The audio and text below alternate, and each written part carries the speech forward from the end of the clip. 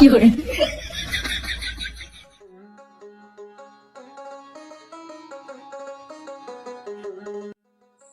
ভাই, হাইটে হাইটে যেতেছেন কে? কি সমস্যা আপনার?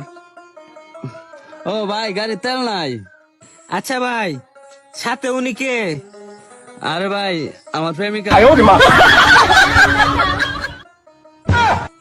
এ রূপা, খারো খারো খারো, কি করো?